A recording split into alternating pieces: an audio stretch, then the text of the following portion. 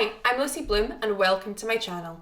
Today we're going to be chatting about how to propagate your pothos. I really hope you enjoy this video and remember to subscribe if you do. Alright, let's get going.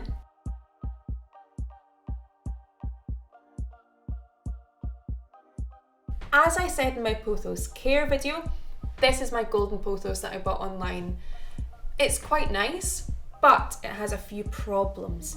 The growers decided to use staples with it, and as the plant spines have got bigger and thicker, they've not removed those staples or loosened them. That's caused a lot of kind of vine constriction, and it's really damaged the plant, to the point a lot of my vines now are black and really shriveled, which is a bit in the rubbish side. It is continuing to give some water and nutrients to the top of my plant. I can see that because the leaves still look quite healthy. Also, there is a good amount of new growth on it. However, I am not confident they're going to continue to give enough water to the plant as we come into growing season, because pothos are super fast growers. The best thing for me to do right now is to propagate this plant, just so I can ensure that it's nice and healthy as we come into growing season. Just to say, I am propagating to save this plant's life, but if you just want to propagate for fun, go for it. It's really fun to propagate and it'll give you more plants, and also for your luckier friends, you can just give them away to them. So let's talk about tools. When this pothos came into my house, I noticed there was issues with the staples, so I just removed them by hand. I didn't need any tools for that. They are kind of big, gross things though, so it took me a decent amount of time and patience to remove them. Maybe took me about half an hour, maybe a little bit more, but I didn't need any tools for that. I wouldn't advise that you would either. However, if you do, just play it by ear, but please do not chop your fingers off. One thing you will need, however, is a pair of sharp, disinfected scissors. Now, how I disinfect scissors is with isopropyl alcohol. Super easy to find, you can get it online, you can get it in most supermarkets. If you don't have that and you don't fancy going out, you can use any kind of bleachy product. Just be very careful not to leave any product on the scissors themselves when you're cutting, because that could harm all your propagation and cuttings and the plant itself. What I'm going to do now is I'm going to clip a section of vine and I'm going to show you how I'm going to get propagating. I've got my vine here. What do we do next? Well, I've seen a few people just pop it straight into water, and sure, it probably will root that way. However, it might not be the healthiest cutting, because all the water and all the nutrients are coming from one tiny point, which is also quite stressed out because it's just been cut. That could end up compromising the upper leaves. That's where your new growth is going to come from as well.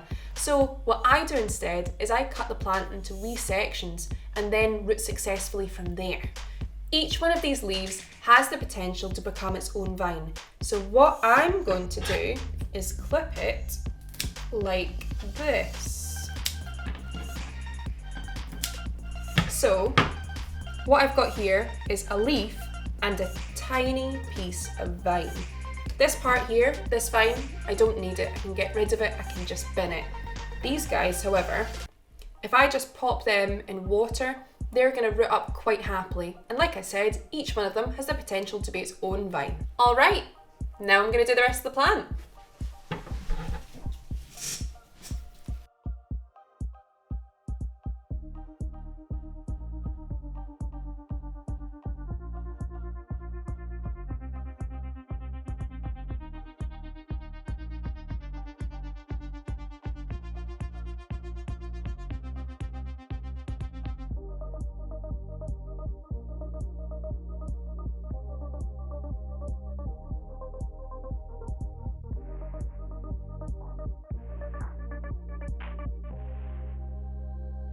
These are my pothos cuttings and I've just popped them all in some water. In terms of what water I've used, I've just gone for tap. Tap water is completely fine with pothos cuttings. As I said in the care video, they're really not all that fussy. So I've just gone for tap water. However, if you know that your tap water is really chemically, you might want to look into getting some non-chlorinated water when propagating pothos or anything really. In terms of care instructions, the main thing is to keep your pothos cuttings nice and toasty. relatively warm, just pop it on top of a dishwasher or the fridge, somewhere you know it might get that bottom warmth. Otherwise, keep it in a nice warm room. That really encourages root growth. Light-wise, it's normal pothos rules, so bright, indirect, light. Do not shock your cuttings by putting them in bright light just immediately, because they've already gone through some stress having been cut, so just don't risk it. Another thing is to change the water. I change my water every other day if I can, or if I remember to. That just allows the plant to get additional oxygen from the new water, so definitely remember that. But if you forget for a few days, don't beat yourself up. Like I said, they're hardy things, so they should be totally fine. These, however, are my rejected cuttings. They've been really affected by that kind of that strangulation of the vines. You can see here particularly, it's just got really slim, it's got really dark, and when you cut them up, see if I've got a good example. When I cut them up there, the inside of the root was really dark as well. It looks as though half of it's more or less rotten, honestly. So I'm quite surprised there was new growth in that plant. It definitely wouldn't have done very well coming into new growing season, so I'm really happy I've taken this action now. So my next steps now are to wait. I'm gonna leave this bunch alone for about 3-ish weeks, and in that time, hopefully it will be nice and rooted. With the larger plant with the moss pole, I'm just going to tidy that up a wee bit, pin what I can and propagate what I can. Another thing I'm going to do is take a small bunch from here and pop it in my fish tank. I've seen a lot of chat online about propagating pothos specifically in fish tanks and how it's mutually beneficial for both the fish and the plant, and I really want to give a crack at it and see if it works or not. Also, that allows me to have a small race to see what will propagate faster, the fish tank bunch or this bunch here in my tap water.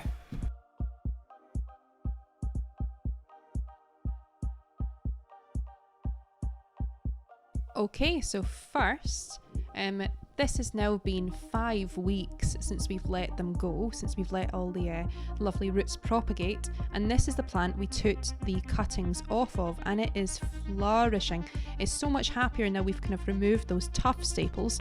I've still kept a few, but as you can see here, they are super duper loose. They're just there structurally, they're not really holding it down. It's just until those aerial roots establish themselves. So we've got a lot of new growth here. So you can see this leaf here is new, but also we've got more up here. We've got new growth coming in, and if I spin the plant round, you're going to see similar over here. So there's lots of lovely things going on. This plant is going to be a-okay. So here we have all of the cuttings that we took. So once again, this has been 5 weeks, and in 5 weeks there has been substantial root growth. Now that there is definitely enough to pot on. I'm not going to do a pot on video today, but just to give you brief instructions, it would be remove them from the water and put them in a pot, more or less. In terms of planting soil, you're going to want to have a nice soil with a wee bit of perlite, and you should be totally fine. And keep them particularly wet just for the first couple of weeks, just because they've had a bit of a shock going from completely wet environment to a really dry one like soil. So you can see they've got loads of lovely roots there. That's as big as they go though, so not too long. I'm just going to pop that down there. Now we're moving on to the fish tank pothos. So you'll be able to see a real difference here. Whereas the first one, the longest root we had was maybe about half of the size of the longest root here. Look at this, it's absolutely humongous. It's been in there for exactly the same amount of time, and it's just totally flourished in the fish tank. That's because it's releasing a lot of lovely nitrogen, and this pothos is just totally eating it up. The leaves are looking really healthy as well, and we've also got some new growth as well. These leaves were not there when I popped it in the tank. Yeah, so looking absolutely fantastic. So we can see our race had a clear winner of the fish tank pothos. Definitely love that environment. I really hope this has been helpful for you in figuring out how to propagate a pothos and the best ways to do it. Thank you very much for watching my video. Remember to like and subscribe, and Have a wonderful day. Bye, guys.